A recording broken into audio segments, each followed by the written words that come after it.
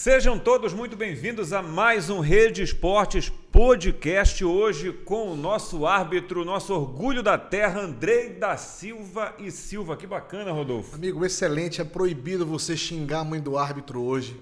Cartão vermelho se você pensar em qualquer tipo de xingamento, porque temos aqui um árbitro CBF na nossa bancada. Muito bem-vindo, Andrei, obrigado pela tua presença. Obrigado, boa noite a todos, é um prazer, uma satisfação estar aqui, receber o convite dos amigos e aqui estou com vocês para a gente bater esse papo legal. E é bacana, Andrei, quando a gente fala de árbitro, entender que o árbitro, ele é uma figura no futebol que geralmente não é ídolo, ou é ídolo de quem quer ser árbitro. Seria mais ou menos isso, porque a gente se orgulha, lógico, quando acompanha os árbitros representando o nosso estado em campeonatos internacionais, nacionais, numa Copa do Mundo, mas para o torcedor fanático de futebol, o árbitro é sempre uma figura polêmica, né? Infelizmente não era para ser assim, mas na verdade é assim que acontece realmente. A gente tem o apoio de amigos, gente da imprensa, familiares, entendeu? Mas geralmente com o torcedor a relação não é tão boa. A não ser aqueles que a gente vai conhecendo, né? Vão conhecendo também a gente ao longo do tempo, aí vai amenizando um pouquinho, mas realmente é uma relação um pouco conturbada, sim. E Andrei, deixa eu te fazer uma pergunta. Vale a pena assinar um cartãozinho vermelho? O árbitro gosta? Jogador polêmico, tá enchendo o saco a partida inteira, tá com o cartão na mão, levantou o cartão vermelho, vai tomar um baninho mais cedo. É o gol do árbitro, né? Vai descansar. Não é o gol do árbitro. A gente faz de tudo, na verdade, tirando o lado da brincadeira, a gente faz de tudo para não ter que expulsar o jogador, porque o público quer um jogo mais igual, entendeu? Quando a gente expulsa, a gente sabe que fica até uma disparidade, 1 a menos, 2 a menos até.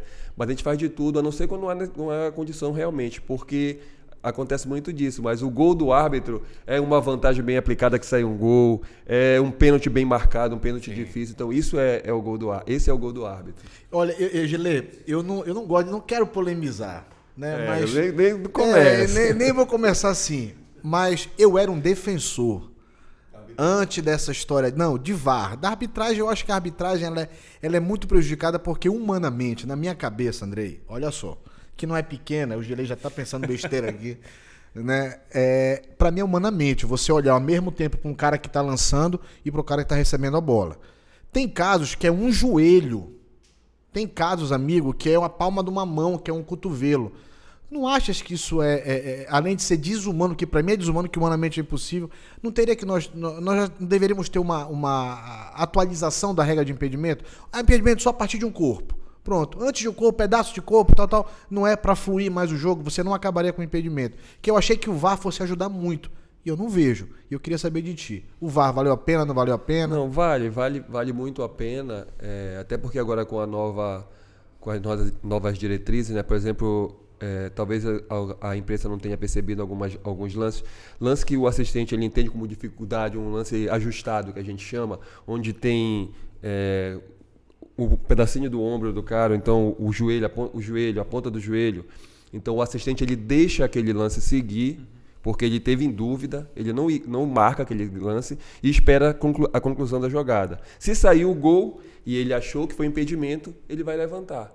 Entendeu? Porque eu entendi. Aí o gol vai sair, o VAR vai poder analisar o gol. Se não tiver impedido, valida o gol. Se tiver impedido, ele acertou. Entendeu? Então já amenizou bastante essa situação desses lances bem ajustados. O VAR ele veio para ficar assim. Eu entendo que, como você falou, é humanamente muito difícil para a gente acertar tudo. O árbitro ele quer acertar tudo. Ele entra em campo... Entra com esse objetivo. O objetivo de dar o melhor dele. Mas nós somos imperfeitos, nós temos falhas.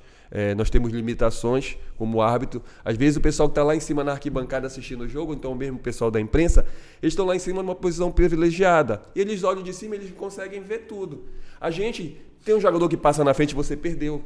Às vezes você piscou, você perdeu um lance. Exatamente. Entendeu? Por isso que eu digo, é desumano. Cara. É desumano. Um piscar, o jogador levou a mão na bola e você passou por aqui pelo lado, você não consegue enxergar por aqui. Então a gente procura se movimentar bastante, mas tem momentos que, infelizmente, não dá, o olho humano, a nossa condição física como ser humano, não vai conseguir chegar em todos os lances. E por que, então, André, é por isso que eu digo, por que não modernizar a regra do impedimento? Todos os esportes evoluem. Aí eu te pergunto, acabar uma jogada que foi bem entrelaçada, bem jogada, não sei o quê, anula um gol, porque o cara tá com uma mão na frente da linha.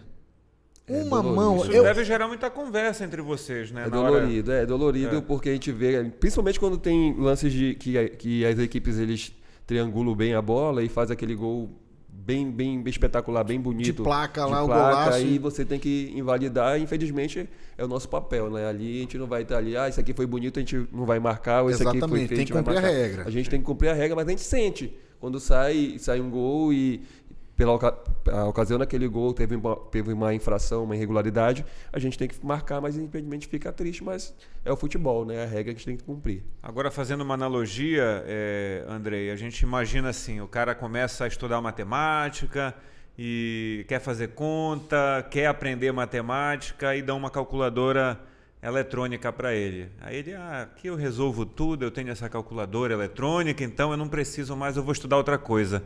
Pode acontecer isso com as gerações atuais, de certa forma, fazendo uma crítica mesmo, de você, o VAR vai resolver, então eu já não preciso ter tanta atenção com esse lance, eu tenho o artifício eletrônico para me ajudar, então o meu olhar ele já não fica mais tão clínico. Isso pode acontecer Dá também? uma relaxada, né? É possível haver esse relaxamento? Quando começou a atuação do VAR aqui no Brasil, Seria uma VAR dependência, né? isso aconteceu que alguns colegas estavam agindo dessa maneira. E aí a CBF cobrou Legal dos saber árbitros uma postura mais enérgica, porque o objetivo é auxiliar. Eles dizem até assim, esqueçam do VAR até sair uma situação. E depois da situação você lembra. Porque depois que foi concluído o lance, você pode chegar... Isso é orientação da CBF. que você possa esquecer do VAR até o momento da conclusão da jogada. E após a conclusão, você se lembra que você pode ser auxiliado pelo VAR. Então, até os árbitros que a CBF ela prima pelo árbitro que menos utiliza o VAR. Então, o nosso presidente atual, que é o CNM, ele solicita que a gente mate em campo as jogadas todas. Caso aconteça um erro da arbitragem, aí sim o VAR entra para corrigir aquele erro. Mas o objetivo é que a gente não utilize o VAR. Isso pesa na tua avaliação enquanto árbitro? Não, Por exemplo, para se tu mim... utilizares muito VAR numa partida, não vai pesar internamente junto à CBF. Aquele árbitro usa demais o VAR, é muito inseguro. Eu acredito na maneira como ele fala, que ele quer que a gente... Porque, como ele falou, parece que é um indicador, né, que ele está criando de avaliação. Não deixa de ser um indicador. Quando você passa a usar muito o VAR, você está errando muito. Quer dizer que se não tivesse VAR, se fosse na Série C, por exemplo, perfeito. Você iria prejudicar Um clube. um clube ou então o resultado de uma partida. Não poderia ser homologado praticamente. O resultado ia ser homologado, no entanto, você daria um prejuízo para alguma das equipes. Então, o objetivo não é utilizar o VAR, é você apitar o jogo e levar o máximo possível de acerto que você puder. Aí, caso você venha precisar do VAR, o VAR vem ali, intervém e lhe dá o apoio necessário. Entendi. Esse é o objetivo. E assim, Andrei, tem duas coisas que me incomodam muito. Eu sou torcedor fanático, eu gosto de futebol, eu acompanho todos os jogos. Não, é do rival, do Corinthians. Mas a gente se dá bem, né, Rodolfo? Se dá bem, graças a Ninguém Deus. se encarna aqui. Agora, assim, tem Só duas meme, coisas... Só um meme de Só vez em um quando que pouquinho. rola. Mas assim, me incomoda um pouco duas coisas. O jogador chamar o VAR de forma incisiva, de forma desrespeitosa com a arbitragem, é uma coisa que me incomoda hoje. A forma incisiva como ele cobra para que todo lance seja revisto, todo lance de gol, todo lance de impedimento, e não é por aí. E outra coisa que é bem distante dessa realidade do VAR, mas eu nunca, assim, nos últimos jogos que eu acompanhei, não lembro de ter visto uma barreira respeitar a sinalização feita pelo árbitro. Eles sempre andam um pouquinho. E eu vejo a falta sendo batida em cima da barreira. Muitas vezes o jogador que bate uma falta ele precisa se esforçar muito para a bola passar pelo lado ou por cima da barreira, ou até por baixo. Agora tem aquela coisa do cara deitar atrás da barreira. Então, assim, são duas coisas que me incomodam muito. E para quem é torcedor... É difícil também cobrar do árbitro, porque eu imagino que, primeiro, a situação do VAR é o bom senso, né? Você não vai expulsar ou dar cartão para todo mundo que foi incisivo contigo como árbitro. E também não vai mandar voltar toda a falta porque a barreira andou um pouco. Mas no olhar do torcedor, não deveria ter algo meio, a gente pensa como torcedor, meio automático, que já resolvesse as coisas sem a carga cair toda em cima do árbitro? Eu entendo, concordo com a sua colocação. O que acontece muito é que, infelizmente, a cultura do nosso futebol é uma cultura muito retrógrada, né? Você vai observar os campeonatos europeus aí, o jogador não vem em cima de árbitro, não fica brigando, não fica discutindo, não fica questionando uma marcação, entendeu? E infelizmente a nossa cultura vai ter que ser muito trabalhada. Eu quero te complementar, amigo, porque eu falo muito disso aqui no programa. A cultura retrógrada do futebol brasileiro. Infelizmente é o que acontece. Preciso. Agora, por exemplo, a questão que você citou do VAR. Se o jogador ficar ali de forma incisiva solicitando para que você, fazendo o sinalzinho do VAR para você ir lá verificar, esse jogador ele tem que ser advertido. Sim. Entendeu? Ou ele, ou o técnico. Ou o técnico, ou quem de forma incisiva ficar solicitando esse tipo de atuação. E quanto à barreira, também tem de repente a gente pode... chama a atenção do jogador da barreira. Ó, o jogador vem para cá, faz a barreira aqui. Sinaliza. Até voltou o marcador para facilitar o spray. Eu queria que esse marcador ele desenhasse uma pegasse lombada. Um choque, né? De repente, quando se passasse, pegasse um choque. Não, são quantos metros? São 9,15. São 9,15, dá 11. Eu queria que o cara que fosse concretado. Dá assim. 11,15, dá 2 metros a mais que o cara é a andadinha dele. Porque a cultura do cara não vai mudar a cabeça dele.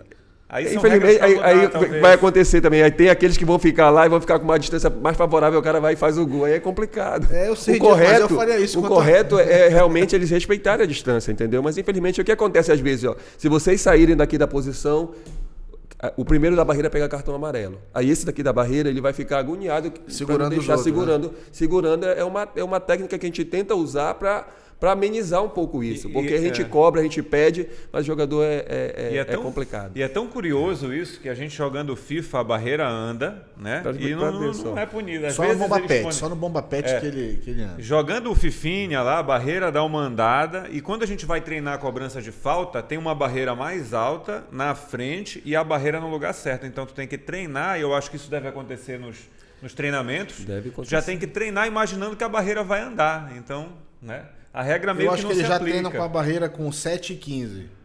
É por aí. Com certeza. E Andrei, como a profissão de árbitro entrou na tua vida? Porque assim, a maioria das crianças sonha em ser jogador. Eu não sei se o Andrei lá atrás... eu quero ser um árbitro. Ela chegou de repente aí. Foi de repente. Eu gostava de jogar vôlei, só pra gente ter noção. Não tinha nada a ver com futebol. Tu tens quanto de altura? Eu tenho 1,83. Jogava vôlei, formado em letras. Tudo diferente. Mas peraí. Esse negócio de formado em letras, jogar vôlei, eu já entendi. Não tem nada a ver uma coisa com a outra. Não tem nada a ver.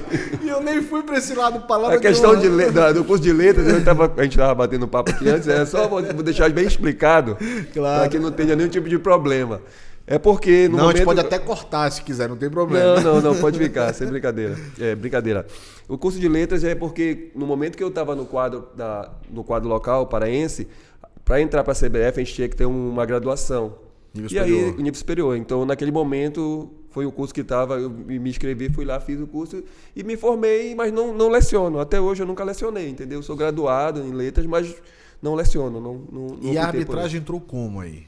Cara, na arbitragem eu tirava jogos na federação, meu pai é da imprensa também, então ele me colocou lá, eu tirava jogos, viajava para o interior para trabalhar como representante e eu viajava com os árbitros. Assistia eles arbitrando, passava maus momentos também com eles nos jogos do interior. Tava no meio, né? E aí abri o curso, né? Eu era novo, estava com 21 anos, né?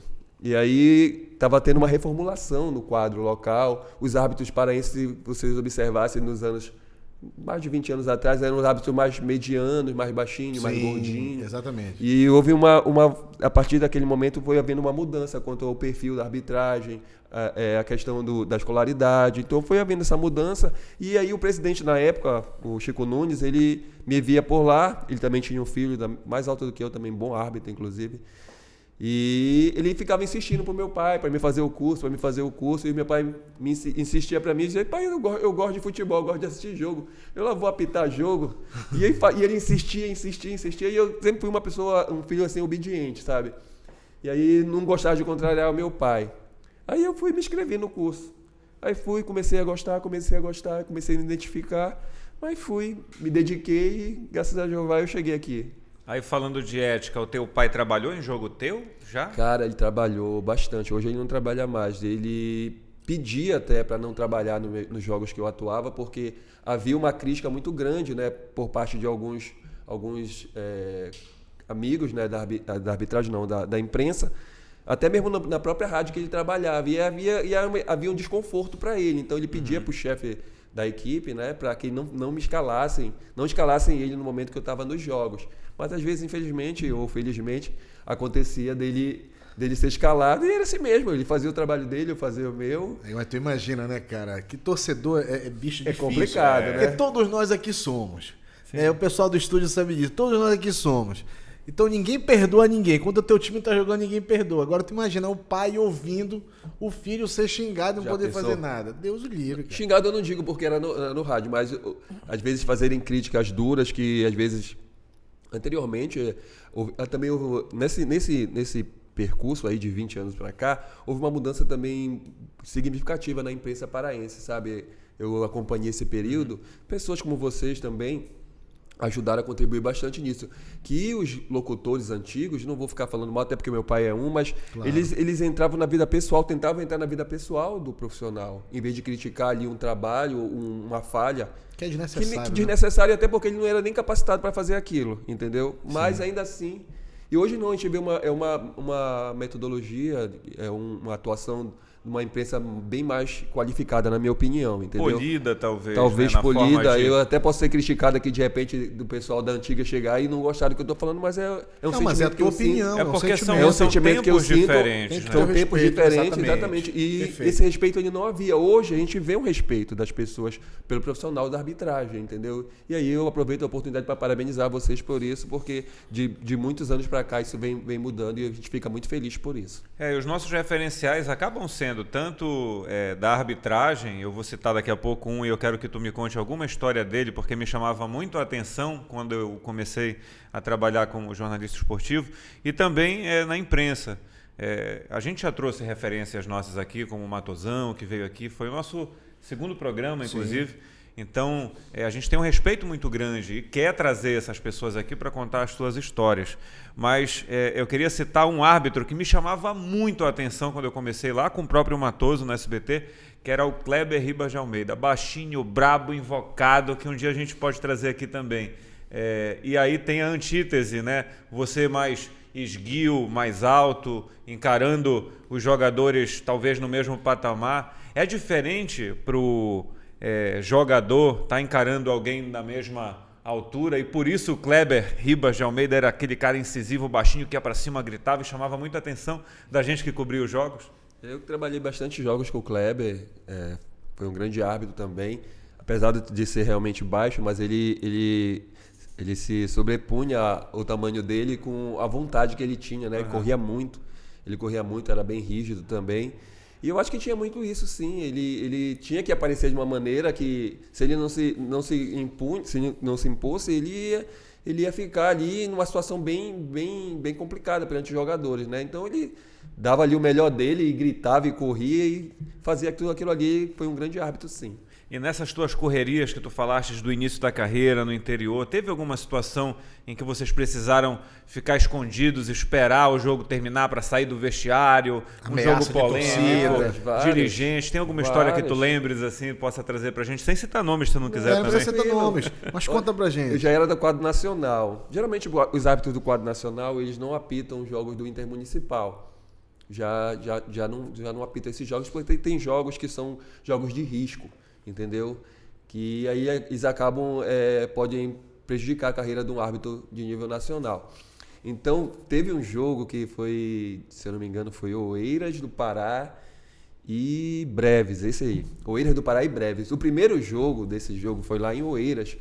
Foi um para acertar, teve briga de torcida, foi uma confusão. E a gente fica sabendo, tá no nosso meio, a gente faz física todos juntos, né? Então a gente sabe o que aconteceu. E eu tava bem tranquilo, porque eu já sabia que o jogo de volta era mata-mata, né? Ia ser um jogo difícil, mas eu sabia que eu não ia para esse jogo. E aí caiu eu para ir pro jogo, um jogo de risco que a gente já foi pro jogo sabendo que ia ter confusão. Tanto que a equipe, a seleção de Oeiras levou o policiamento de Oeiras. Aí tinha o policiamento de Breves e mesmo assim foi confusão, foi briga, correram atrás do nosso assistente, depois que terminou o jogo eles não queriam que ele marcasse impedimento e ele estava no banco bem atrás de Breves, da equipe de Breves, então ele marcava o impedimento e cuspiam nele, é horrível, esse tipo de situação no interior que vocês imaginam, cutuco, dá um chutezinho, é complicado. Entendeu? E aí no final do jogo, que eu apitei no meio do campo, ele já correu, o pessoal correu atrás dele, mas foi um para acertar. Então, no interior passa muito isso. Hoje melhorou bastante, eu creio, né? Tem muitos anos que eu não apito no Intermunicipal. Mas eu briguei em jogos no início da minha carreira no Intermunicipal, entendeu? O jogador vinha querer fazer graça, querer vir para cima, pensando que a gente ia recuar, aí vinha 2, 3, eu briguei por algumas 3, 4 vezes e eu cheguei a brigar. Brigou de dar soco? Soco, chute, entendeu? Você tinha que se defender. E eles não vêm só de um. Se você correr é pior. Vem na covardia, né? Vem na covardia, entendeu? Então se você enfrentar, aí já vê que é de homem para homem, aí o negócio fica mais... Tá entendendo? Então aconteceu de algumas vezes de eu ter que passar por isso, mas já passou, ainda bem que já passou. E qual foi o teu pior jogo? Cara, eu me lembro desse pior jogo, eu tava numa ascensão muito grande, 2010. Eu entrei na CBF em 2008 e até então os árbitros daqui do Norte só apitavam aqui no Maranhão, Macapá, Manaus, entendeu? Eu entrei em 2008 e eu fui entrando e fui apitando jogos importantes. Meu primeiro jogo foi em Fortaleza logo, era uma Copa do Brasil, jogo de volta. Eu fui bem no jogo, aí comecei a apitar Série B, já direto. Passei para apitando Série B. E aí eu fui fazer um jogo em 2010. Já tava para despontar aí eu fui fazer um jogo no Maranhão, IAP e Atlético Mineiro. Eu tava arrebentando no jogo. Tava correndo, tava bem fisicamente, tava correndo muito. E aí eu tava com 2 assistentes. Nessa época viajavam um árbitro de um estado e pegavam 2 assistentes de outros estados, né? Aí eu tava trabalhando com 2 colegas do Piauí.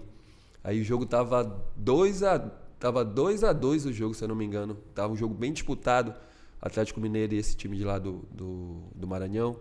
E o assistente, o colega número 1, ele marcou um impedimento de um gol que não foi impedimento. E eu percebi que não... Devido a apitar muito no interior, vou mudar de assunto rapidinho. Pode ficar à vontade. No interior você apita, você sai daqui da capital sozinho para apitar lá com os bandeiras locais. E os bandeiras são jogadores ou então pessoas que eles pegam às vezes. Não, agora não, né? Mas antigamente era assim, pegavam na beira do campo e colocavam para bandeirar o jogo. Então eles marcavam impedimento toda hora do time adversário. E quando era a favor do time deles, eles não marcavam. Então você tinha que apitar o jogo... Era uma regra simples, né? Você tinha que apitar o jogo praticamente sozinho, correndo o campo todo. E devido a isso, eu ganhei a experiência de apitar o jogo, tendo uma visão melhor de marcar impedimento. Entendi. E eu percebi que o jogador do Atlético, do IAP, não estava em posição de impedimento. Entendeu? E ele levantou. E eu retardei o apito para ver se ele baixava. A gente não tinha ponto nessa época, há 12 anos atrás. Não tinha ponto eletrônico. Se tivesse, eu mandava ele baixar. E aí eu percebi que ele estava impedido, ele não baixou. Na ânsia de eu tentar acertar o lance e não deixar com que houvesse o prejuízo para a equipe, eu esperei o cara chutar. Ele chutou, eu apitei. Para mim, eu tinha apitado no momento que a bola entrou. Mas não. Foi para pegar a imagem depois. Eu apitei no momento que ele chuta. Entendeu? Aí eu errei. Aí eu fiquei aí por um período só trabalhando de quarto árbitro, só de Série C, Série D. Mas tu és punido por um erro, assim? A gente é punido. É mesmo, cara? E não é uma punição aberta, né? As pessoas não ficam sabendo. Mas claro. Você é afastado das escalas, você percebe. Aqui você tem uma sequência de jogos onde você... Mas tu acha... Desculpa eu te interromper, porque agora fiquei com a pulga atrás da orelha. Essa punição velada, né? Que não fica publicizada. Tu acredita que seja pelo rigor da CBF...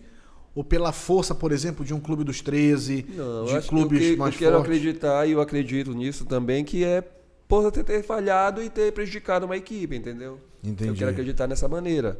E acredito nisso, com certeza. Porque, um exemplo, hoje em dia, um jogo desse naquela época não valia tanto quanto vale hoje. Você vai apitar um jogo aí da Copa do Brasil, como foi a semana retrasada do Remo com o Cruzeiro, é 3 milhões. Sim.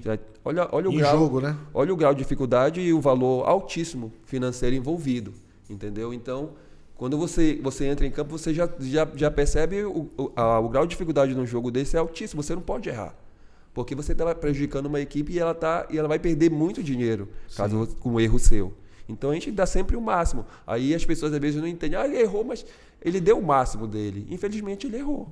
E assim, tu achas hoje, né? Tu acreditas que a arbitragem ela recebe uma remuneração justa comparado a épocas atrás? Ainda, eu sei que é meio complicado para você falar sobre isso, mas é importante a gente dizer, porque talvez para o jogador de futebol, ainda que a gente conheça e saiba que muitos ganham milhões, muitos ganham por minuto, que a gente vai levar aí trabalhando uns 5 anos para ganhar. Mas assim, o árbitro ele tem uma remuneração justa pela vida que leva, pelo corre-corre, por essa história de ter que ficar viajando na mesma semana para unidades federativas diferentes. Abdicar de família, de momentos de lazer. Eu achava que poderia ser melhor, como você falou. Por exemplo, um jogo desse, no qual a gente falou ainda há pouco aqui, 3 milhões. Se eu não me engano foi isso, né? Vocês podem falar melhor. Foi 3 milhões, foram 3 milhões. Foi isso aí. Então, foi o Pix pago, né? Aí o que acontece? O árbitro que apitou o jogo, se ele foi FIFA, ele ganhou em média R$5.000 por um jogo desse. Um jogo envolvendo 3 milhões. E se ele foi CBF, que é o meu caso, ele chega a ganhar quase R$3.000 por um jogo dessa envergadura, num valor desse alto. Onde você não pode errar. Mas e quem você errar, os custos de viagem, de estadia? A CBF. A própria CBF. A CBF. Se você errar, você está prejudicando e sabe que o valor é muito alto, entendeu? Você entra mesmo sabendo que tem que dar o seu melhor ali. Então, eu acho que poderia ser bem melhor o valor da taxa. Então não são 32 mil por jogo que o árbitro recebe. Quem dera. Quem dera. Eu emagrecer daqui para amanhã. Quem dera. Mas e aí tem um custo pra gente ser árbitro. Olha, eu vou sair daqui com vocês, falei ainda há pouco, a minha esposa com meus filhos vão estar ali na academia. Eu vou trocar de roupa, tô no carro e vou pra academia. Tava trabalhando até ainda há pouco, entendeu? O teu corpo é teu instrumento de trabalho. Exatamente. Né? Aí você passa uma jornada de trabalho diária para quando chegar à noite para você treinar. É o horário que eu tenho para treinar. E qual é o máximo, desculpa meu irmão, qual é o máximo de jogos que tu podes apitar no mês? Não, isso é muito relativo. Geralmente, eles, assim como os jogadores eles passam 48 horas, eles instruem que o árbitro também deve passar pelo mesmo período. Então, geralmente, o árbitro apita quarta e sábado, entendeu? 2 jogos por semana, vai dar o quê? 8 jogos no mês. 8 jogos no mês, aproximadamente. Se você for escalado numa sequência dessa, né? Sim. Que não é tão fácil assim para você tá escalado toda... Tá cheio, né? Exatamente. E se o árbitro se lesionar, era isso que eu ia perguntar, Rodolfo, não tem uma garantia, ele não ganha nada. Aconteceu comigo ano passado. Aconteceu isso comigo. Eu me lesionei, eu tinha feito 2 jogos da Copa do Brasil já, 2021. Ano passado eu fiquei fora do quadro nacional, de abril até dezembro, porque eu tinha feito 2 jogos já da Copa do Brasil, estava muito bem, aí foi fazer o teste do Nacional, aí eu estourei a posterior. Aí 30 dias para recuperar. E o teste é muito intenso, entendeu? Então, se eu parasse de treinar para tentar só recuperar, eu talvez não conseguiria recuperar a posterior, mas não conseguiria a parte física que eu ia ter que parar. Aí eu continuei tentando fazer tratamento, fui fazer o teste, estourou de novo. Nossa. Aí eu fiquei fora, entendeu? Se eu vivesse de arbitragem, como é que ia ficar? Eu passei de 4 a 5 meses, aí parei. Aí depois disso eu parei, fui fazer fisioterapia, aí voltei para academia, aí recuperei e voltei a apitar na segundinha do ano passado. Aí recuperei, vim no Paraense, aí esse ano começou, fiz o Paraense, fez o teste da CBF e eu passei.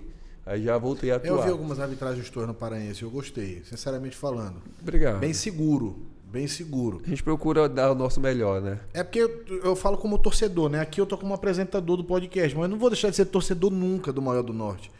Né? Então, quando o Remo joga, né? E quando eu tenho que assistir o jogo dos adversários, tenho que assistir o jogo do Lobo, tenho que assistir o jogo dos outros times, né? E a gente acaba vendo a arbitragem. E vocês são comentados nos grupos de WhatsApp. Isso. Mas eu quero ir lá para dentro do campo agora, Andrei. Não precisa citar nomes, que a ideia do podcast aqui não é deixar ninguém em saia justa. Mas qual é o pior tipo de jogador que existe, meu irmão? O xarope, aquele que tu vais entrar em campo e tu fala, pelo amor de Deus, esse desgraçado tá aqui. Qual é o perfil desse jogador? É o jogador que tudo reclama, ele acha que só ele não pode ser tocado, o jogo é de contato, ele não quer que toque nele.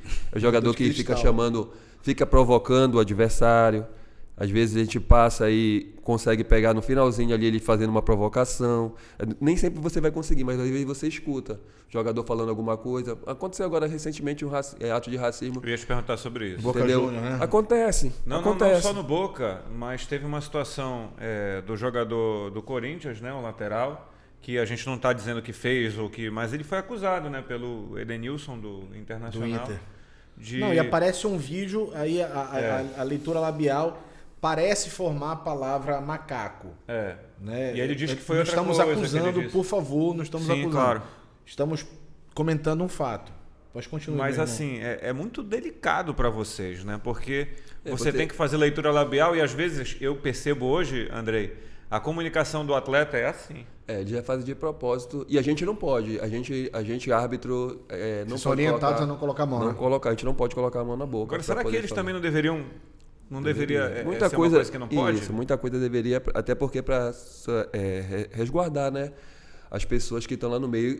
Aconteceu aqui uma vez, eu não vou citar nomes, sim, mas aconteceu aqui um fato bem inusitado. Eu estava de quarto árbitro, acho que era uma das final ou semifinal de Série D. Eu não me lembro se era final ou semifinal. De um jogador falou várias coisas para um outro atleta, tá entendendo? E palavras mesmo... ofendeu ele e ele ficou calado. Mas eu acho que ali era uma situação que eles se conheciam, deu para perceber que eles se conheciam e tinha acontecido alguma coisa ali entre eles em outro clube que ele jogava, porque ele chamava ele de tanta coisa e ele não deu um ar, então ele aceitou aquilo ali, entendeu? Geralmente o cara que aceita tem culpa no cartão. Exatamente. Mas chamou de muita coisa. E no caso desse, qual é e a o jogo ação rolando. do árbitro? O jogo rolando. Não, o árbitro viu ali, observou, eu era o quarto árbitro. Sim. Eu estava do lado de fora, mas acontecia no meio do campo, aproximadamente ali próximo de mim. Tu não podes intervir direto ao jogador, mas tu podes informar o árbitro principal, né? Eu falei, olha, tem jogador em discussão. Ele passou, olhou, mas não estava se agredindo fisicamente. Isso acontece constantemente no jogo de futebol. Quando tu vê jogador ali tá batendo boca, eles estão se ofendendo ali. Assim, com a mão assim agora. Às vezes assim, às vezes não. E hoje em dia dá pra ver, né, com as câmeras mais modernas, né? O problema é, como a gente está conversando, é que o cara faz isso aqui. Aí quando você chega para perguntar para ele no final, o que aconteceu ali? Nada. Não foi ali, chamou a mãe dele, a mãe do outro de não sei o quê, chamou o outro de não sei o quê, de tudo, a mulher dele, o filho dele, tudo que não presta no final do jogo, ele diz, não, é do futebol. O caso clássico do Zidane, da cabeçada do Zidane. Ele xingou a irmã do Zidane. Falou alguma coisa da irmã do Zidane. E o Zidane tem todo aquele princípio dele, não é santo, lógico, mas... A história relatada é essa. Aí eu te digo, vai o árbitro e expulsa um jogador desse porque ele ouviu ele chamando palavrão para a mãe do outro. Aí ele vai dizer lá fora, não, eu não falei nada. Aí o outro que também vai defender ele, vai dizer, realmente ele não falou nada, a gente estava brincando. Aí quem é que sai como vilão da história? O bandido é o árbitro. E aí tu explicas porque muitas vezes eu vejo os caras discutindo. Você pode assistir hoje qualquer jogo de qualquer campeonato, regional, nacional, os caras se xingam e às vezes no meio do jogo o cara nem esquece de botar a mão e a câmera pega os caras falando não sei o que, às vezes perto do árbitro. Agora que eu tô entendendo. Aí depois o árbitro, aí no final do jogo eles vão se abraçam e o bandido é o árbitro. E o bandido é o árbitro, entendeu? É assim que funciona o futebol, entendeu? Então tem que haver uma mudança de postura dos atletas, eu acho que um profissionalismo maior, um respeito maior para com eles mesmos, para com a arbitragem também, para com o torcedor também. Então eu acredito que tem que haver uma mudança muito grande no nosso futebol. Mas tu tocaste, Andrei, num ponto lá atrás que vira e mexe eu bato aqui. Eu só falo mais de futebol de botão do que isso, que é cultura do futebol brasileiro. A cultura do futebol brasileiro, para mim, ela é uma cultura atrasada. Se você pegar um campeonato hoje, sub-17, campeonato sub-15, que mal nós temos o campeonato de base aqui, eles repetem exatamente os vícios, os erros e as posturas medíocres que alguns jogadores profissionais cometem até hoje. E repetem dentro e fora de campo. É como se fosse uma inspiração... negativa. Aquilo que você vê, você acaba... eles absorvem aquilo que eles estão vendo, né? Exatamente, consomem aquilo. E você não tem uma formação... A formação do jogador em início de carreira ela é fundamental. Com certeza. Assim como a do árbitro, de qualquer atleta. Então o cérebro seria um músculo, e se você não trabalhar esse músculo, ele não desenvolve mesmo. Isso. Aí vai ter um baita de um atleta com baita condicionamento físico e um cérebro de amendoim. E aí? Mas também a justiça tem que ser feita. Tem jogadores que também são homens de caráter, Claro, respeitosos. uma boa parte deles. Exatamente. Sem Grande dúvida. parte, na verdade, tem jogadores que respeitam, tem jogadores que nos ajudam, entendeu?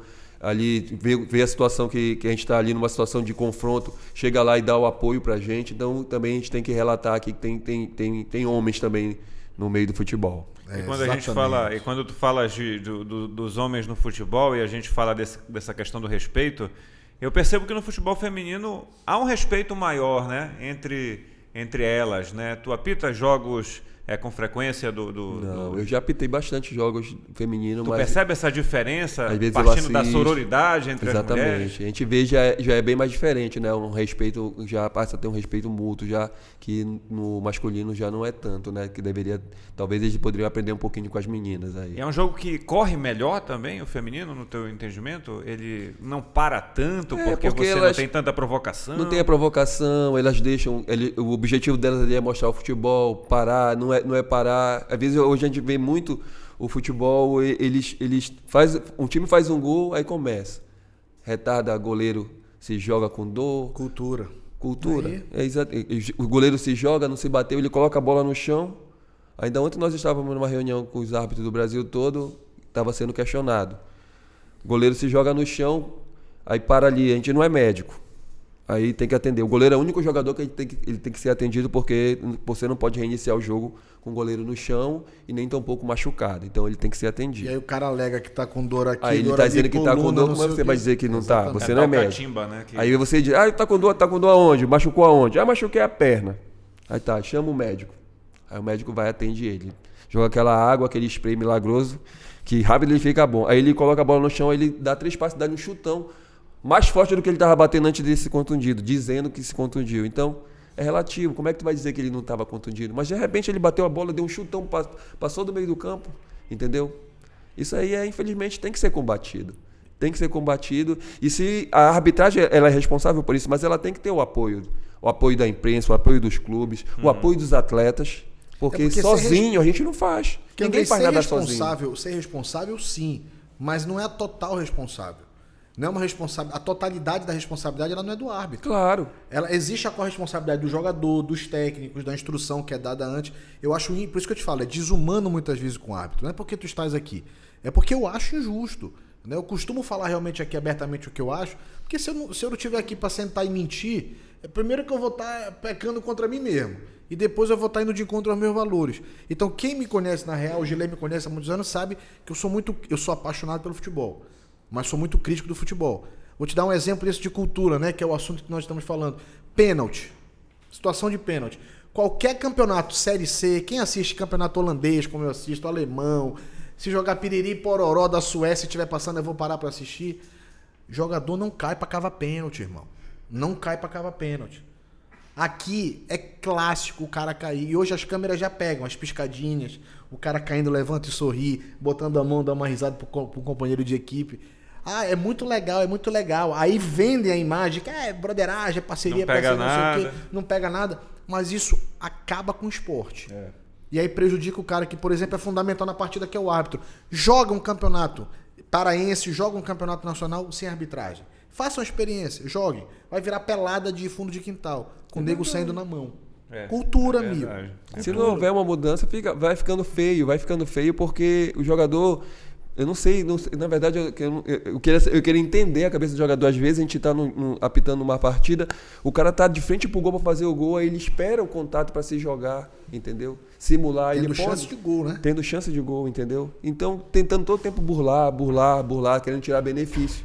Então é difícil, é muito complicado. E quando a gente fala da transformação cultural, Andrei, eu indo para campo, moleque, com meu tio me levando. Olha o tempo. Faz tempo, hein? Tem um tempinho. Mas assim, eu ia para descarregar o que eu não podia fazer em casa. Eu ia para chamar palavrão e era liberado. Meu tio falava, pode chamar palavrão, falar o que tu quiseres. Eu ia naquele embalo da arquibancada de uma situação que a gente entende que não cabe mais, que é o xingamento muitas vezes homofóbico, né? E hoje a mudança de postura, ela faz com que a gente eu tenho um filho de 14 anos, eu tenho certeza que ele não vai reproduzir o que eu com 14 anos no estádio fazia. E eu me envergonho do que eu fazia, porque o meu pensamento não é esse hoje em dia. Né? Mudou completamente. E essa mudança de mentalidade, às vezes, demora um pouco para alcançar. Você, na hora que o goleiro vai bater o tiro de meta, chamar de bicha, não faz o menor sentido isso. E há punição hoje. O árbitro ele relata em súmula e qualquer situação um pouco desagradável que venha da arquibancada é relatada em súmula e o clube é punido. É uma forma de educação também, né? De a gente educar a nossa sociedade e mudar um pouco essa cultura também de quem está acompanhando o jogo. Não é isso? Exatamente. Tem que ser feito alguma coisa. Então, se não consegue fazer diretamente com os envolvidos, no caso dos atletas, tem que pegar o clube, tem que pegar a torcida, alguma coisa tem que ser feita, porque não pode acontecer o que tem acontecido nos últimos jogos que a gente tem visto aí, são ofensas homofóbicas, racismo, né? Então é bem complicado, a gente fica triste, mas alguém tem que fazer alguma coisa.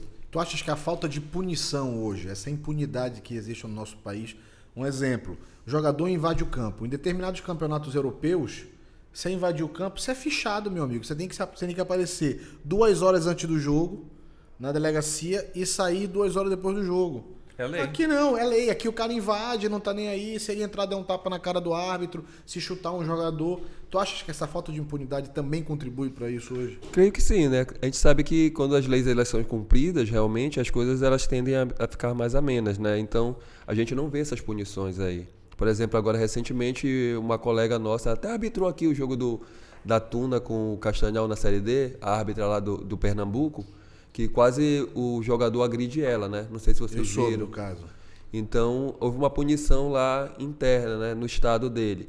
A punição poderia ter sido estendida para o Nacional, mas não foi. Aí ele alegou que ele não ia agredir ela. Todo mundo vê as imagens, entendeu? Falam por si, né? As imagens falam por si só. E o que foi que houve? Por que não foi punido? Entendeu? Faltou que ele realmente meter a mão na árbitra, no rosto dela, dar uma tapa, um soco, não sei. Então, todo mundo viu. Se fosse o André da vida, um Daronco, talvez ele não fizesse. Talvez ele pensaria duas vezes, né? Ele já via homem, já é uma situação já diferente. Segura a onda, já é um negócio mais diferente. Aí veio. Eu sou alto, mas sou magro, mas o Daronco é um armário. Entendeu? O cara vai pensar 2 vezes se ele vai fazer isso. Mas com a mulher é mais fácil, né? É complicado. E assim, a gente quando fala de cultura e acaba que vai e vem a nossa conversa chega nessa questão cultural, a gente hoje vive, né, a cultura de você apostar no seu time, de você acreditar até financeiramente alguma coisa, de que seu time vai ganhar e de que aquilo vai te render alguma coisa. E a gente percebe que em alguns lugares, como a gente tem vários Brasils dentro de um Brasil tem jogador batendo o escanteio, chutando a bola para fora para acontecer alguma coisa ali que faça com que alguém receba alguma coisa nesse universo das apostas. É lógico, tem quem faça isso de forma honesta e a gente não está aqui para julgar.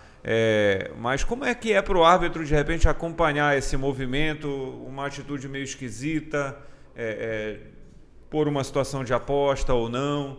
É complicado também, né, para você estar monitorando uma coisa que não está na regra, né? Isso, é bem difícil, né? Porque você passa a não entender determinadas situações. Mas foi que tão... o cara fez isso, né? Por que aconteceu isso, né? Mas isso aqui... Mas a gente não pode também falar nada, né? Porque você não tem como provar nada. Então você... A prova cabe a quem acusa, né? Isso. Você fica numa situação que você tem que colocar, vamos jogar, pessoal, vamos jogar e chamar a atenção, entendeu? Mostrar que você tá atento àquela situação ali.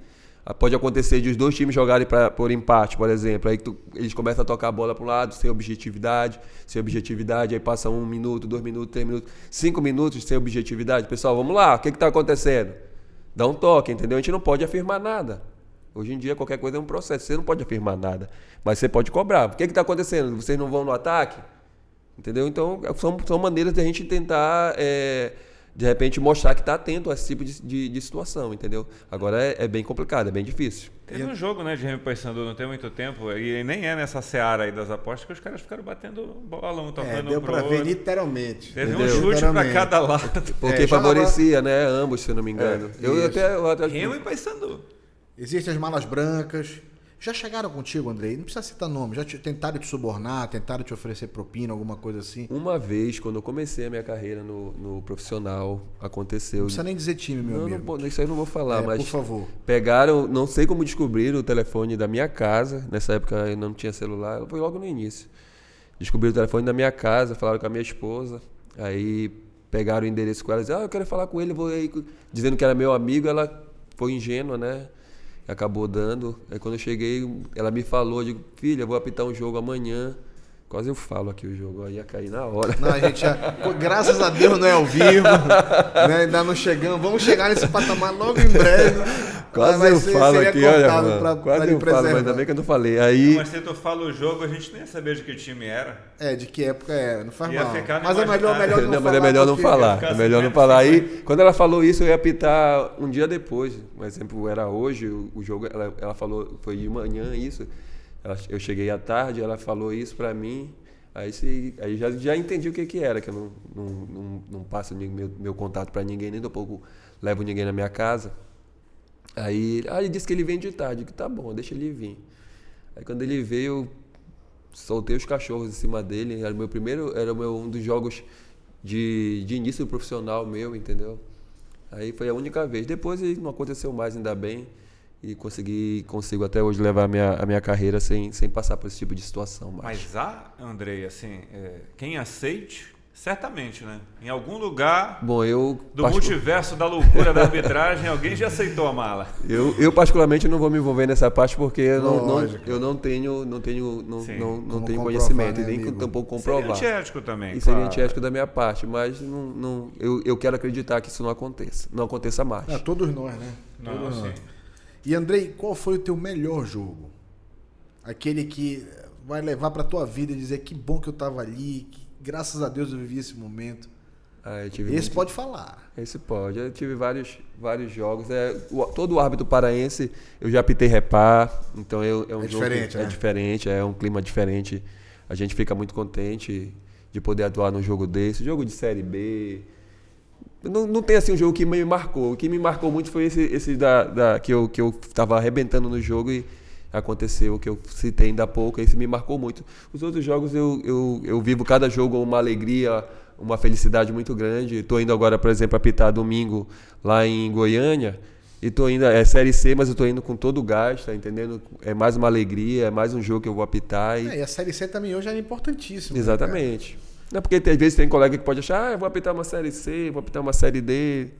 Isso não tem. Desmerece, né? Isso, eu não tenho. Qualquer jogo que eu vou, é o jogo da minha vida, eu vou lá, dou o meu melhor sempre. É assim que eu atuo. E assim, nesse cenário da arbitragem, tem aquele ídolo do Andrei, um árbitro que tu acompanhaste quando tu era moleque? Eu me miro nesse cara aqui, ele é referência para mim. Eu acompanhei muito, né, o trabalho do Heber. Admiro muito o trabalho. Já trabalhei com ele várias vezes, inclusive. Roberto Lopes. Exatamente, é um grande árbitro. Grande árbitro, eu admiro muito o trabalho dele. E assim, falando ainda desses referenciais, a gente tem hoje 2 árbitros que vão à Copa do Catar, né? O Wilton Sampaio. O Wilton e o Klaus. Teremos pela primeira vez 2 árbitros e 4 auxiliares, né, indo para a Copa do Catar. Isso soa muito positivo para a arbitragem nacional, apesar de ter gente que não curte muito um ou outro. É assim mesmo, né, divide opiniões, mas a gente ter 2 árbitros, de repente, apitando jogos importantíssimos no final do ano, isso engrandece, envaidece vocês que fazem parte desse cenário também? A gente fica muito contente, com certeza. São árbitros, excelentes árbitros, já trabalhei, conheço os 2, conheço também os assistentes que vão com eles. Eles se abdicam muito da sua vida pessoal. O árbitro, quando chega no quadro da FIFA, ele tem que abdicar de muita coisa, entendeu? Então, a gente fica contente porque a gente sabe da luta que eles têm e o que eles abdicam para poder chegar a esse nível, entendeu? Às vezes abdicam de família. Tem árbitros nossos, FIFAs, que infelizmente, devido ter que atuar, viajar, fazer curso, eles passam muito tempo fora, às vezes fazendo curso, e acabou perdendo família, perdendo esposa, entendeu? Por causa disso. Então a gente sabe da dificuldade que eles enfrentam. Então a gente fica muito contente quando chega, principalmente agora que são 2 árbitros, né, que estão indo, 4 assistentes, então a gente fica contente. E a gente sabe que não é unanimidade, né? De repente vai chegar alguém que vai dizer que não era pro Wilton ir, era pro Braulio, por exemplo, que é outro grande árbitro também. Outros vão dizer que não era pro Clausi, era pro Bruno Arleu também. Então, isso é muito relativo, né? Mas eles estão bem capacitados, se empenharam. Esse trabalho está sendo feito ao longo de 4 anos para eles poderem ir para lá, só para te ter noção. É como uma preparação olímpica, digamos assim, é um ciclo, né? É um ciclo. Então eles estão tendo preparado aí durante 4 anos para chegar agora, e então eles vão com mérito, sim. Eles suaram muito para chegar onde chegaram. Eu não vou deixar o André em saia justa. Não faça isso. Jamais. Mas assim, a minha esposa pode estar assistindo. Mas tu já pitastes o jogo do teu time do coração? Já quer demais ele. Não precisa dizer que não é teu time, já pitou todos os jogos. Quando a gente se torna árbitro, a gente, sinceramente, eu vou falar agora sério, a gente se torna árbitro, a gente esquece o clube. Ninguém nasce árbitro. Eu também não vou ser hipócrita aqui e dizer que eu não nasci árbitro. Então, cada um aqui, só quem não gosta de futebol não teve ou não tem uma paixão clubística, ou então não torce pelo menos por alguma. Eu nunca fui apaixonado, a não ser pela minha esposa. Entendeu? É que ela vai assistir esse programa. Claro, a gente tem que ser esperto. Lógico. Então, eu nunca fui apaixonado. Esperto corta, tá? Pra ficar só aquela coisa romântica. Então, eu nunca fui apaixonado. Eu gosto de futebol, senão não estaria no meio, né? Lógico. Seria hipocrisia também dizer que eu não gosto e estou apitando o jogo. Então, eu gosto de futebol, gosto de assistir jogo, assim como você gosta. Tem vezes que eu estou em casa e estou assistindo o jogo, campeonato até de outro estado, ou então o brasileiro, que eu sempre gosto de assistir, que a gente aprende também. Então, ninguém nasce árbitro. Mas depois que você passa a entrar no meio, você vê mais você. É mesmo que eu chegar aqui e dizer para vocês que vocês têm que fazer alguma coisa que vai prejudicar aqui o lado profissional de vocês. De maneira alguma vocês não vão fazer. Perfeito. E hipótese alguma vocês vão fazer isso. A mesma coisa é o profissional da arbitragem, que nem é profissional, na verdade. A mesma coisa é o árbitro. Se eu fizer alguma coisa que venha me prejudicar, eu vou estar sendo estúpido. Eu vou estar acabando com a minha imagem como homem, como profissional, como pai de família, como marido. Minha filha vai para o colégio amanhã, meu filho vai para o colégio, e aí? Entendeu? Então não tem isso.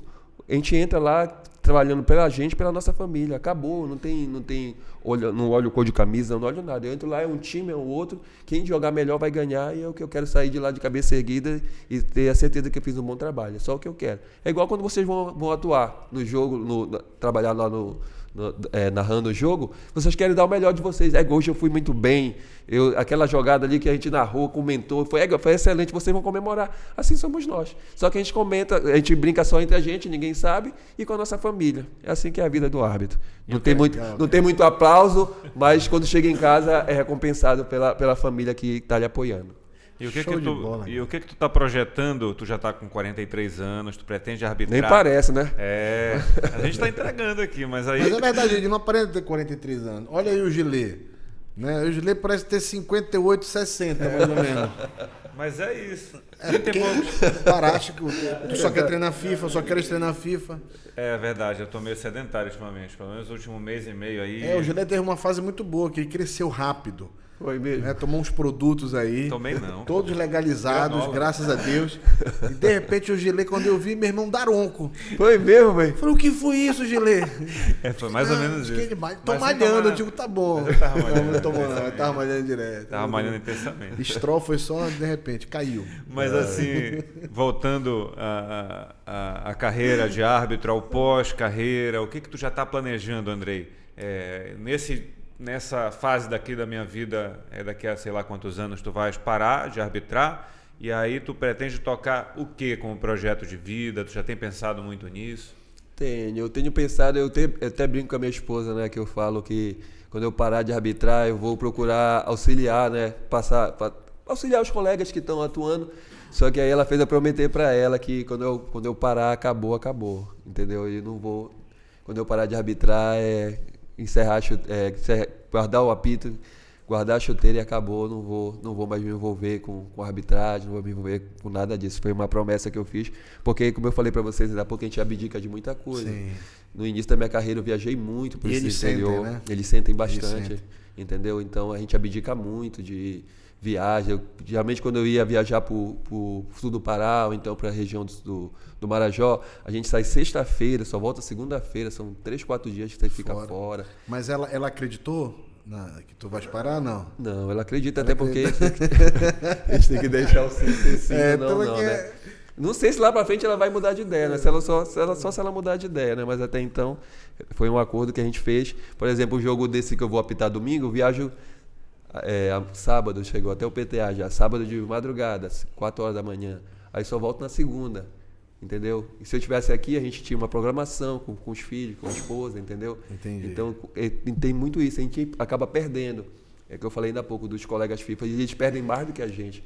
Muito mais do que a gente. Muito mais, né? Que entendeu? A exigência é maior. É muito maior. Então tem muito disso. Então, provavelmente, quando eu encerrar, eu não devo mais me envolver com a questão da arbitragem. Tu já tem um projeto, como eu te perguntei, assim, eu vou fazer isso aqui depois disso? Vai tirar um ano sabático, vai descansar, depois vai pensar?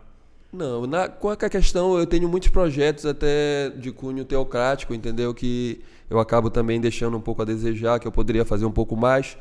E tenho esses projetos para colocar em prática, entendeu? Que eu preciso, devido à minha atuação como árbitro, um pouco de visibilidade, então eu deixo algumas coisas que eu poderia fazer que eu não faço. Eu poderia fazer mais, que eu gostaria de fazer mais. Ainda não fiz, mas não o suficiente, poderia fazer mais. Então eu devo seguir por esse lado aí, para que eu possa dar seguimento nesse outro lado da minha vida. Show de bola, Andrei. E assim, pensando no hoje, tu consegues, a gente já está chegando pro momento assim de se despedir, infelizmente, daqui a pouco. Foi um papo legal, gostei. É, muito legal. Legal, né, cara? Divertido. A gente fica muito feliz, cara, de te receber, porque ouvindo muito falar do Andrei, a gente não tem a possibilidade de ter os árbitros sendo entrevistados, né? E a gente quer poder fazer mais isso aqui também. Não só árbitros de futebol, trazer um árbitro de natação, alguém que coordena os campeonatos, né, das artes marciais, futebol de botão, do basquete, do futebol de botão. É interessante. Exatamente. E assim, como é que está a geração atual, né? E eu queria que tu deixasse uma mensagem para quem está, como tu és um cara experiente no que tu fazes, deixasse uma mensagem mesmo para quem tem interesse em se tornar árbitro, se já tem ali a sua infância transitando para a adolescência, não vai postar foto com camisa de time nenhum, porque vão resgatar lá na frente. Com certeza, acontece muito. Tem colegas nossos que já passaram por esses problemas. O que eu digo é que aqueles que gostam realmente, né, que se empenhem, é uma vida que tem as suas dificuldades no início, né, como toda carreira. Acho que vocês também passaram por isso quando tiveram no início da carreira de vocês profissional.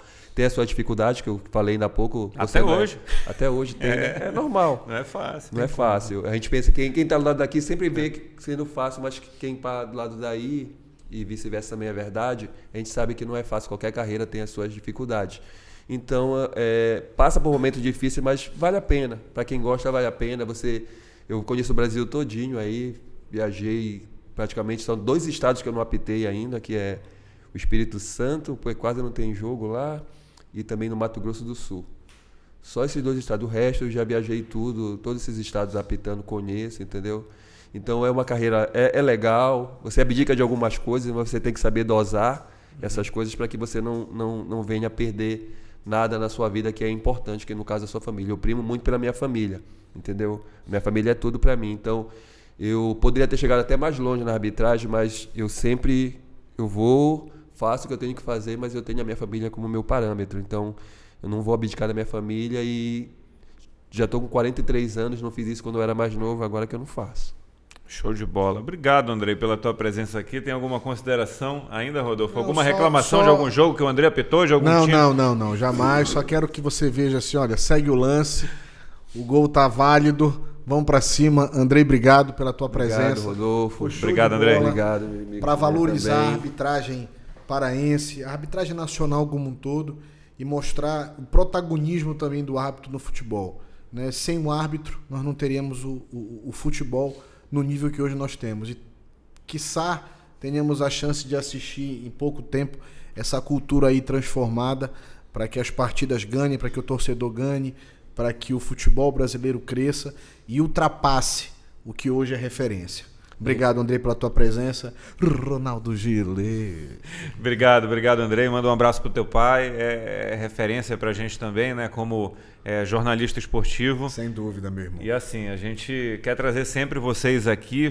Estenda o convite para outros árbitros que em breve a gente deve estar trazendo. Eu quero trazer o invocado do Kleber também aqui, Ribas de Almeida, para conversar com a gente. Obrigado, viu? Tranquilo, a gente agradece o convite, eu agradeço aos nossos irmãos ali que nos convidaram, agradeço a vocês, foi excelente aqui o papo, gostei muito, tá bom?